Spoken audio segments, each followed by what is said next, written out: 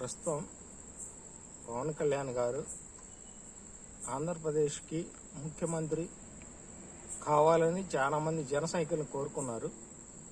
కానీ వాళ్ళ యొక్క ఆశ నిరాశ అయింది. కానీ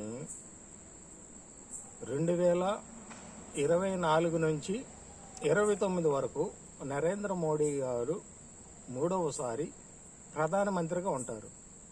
తరువాత నరేంద్ర మోడీ గారి ఆలోచన ఏంటంటే పవన్ కళ్యాణ్ గారిని 29 తర్వాత ప్రధానమంత్రిగా నరేంద్ర మోడీ గారే ఎస్టాబ్లిష్ చేస్తారు ఎన్డీఏ కూటమి తరఫున.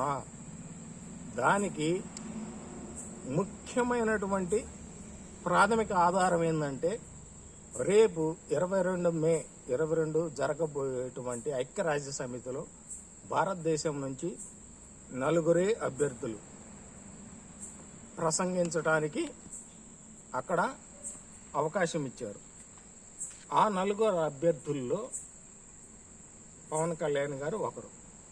4 అభ్యర్థుల్ని ఎట్లా సెలెక్ట్ చేస్తారు? ఓన్లీ దేశం కోసం పనిచేసే, నిస్వార్థంగా దేశం కోసం పనిచేసే అభ్యర్థులనే సెలెక్ట్ చేస్తారు.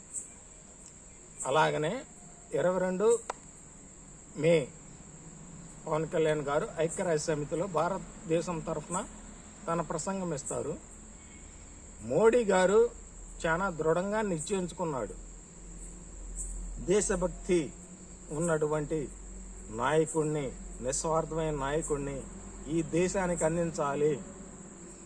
తద్వారా నా తనంతరం పవన్ కళ్యాణ్కి ఈ యొక్క ప్రధానమంత్రి అభ్యర్థిత్వం 2029 ఏ దేశానికి కూడా చెప్పు ఖచ్చితంగా భారతదేశానికే.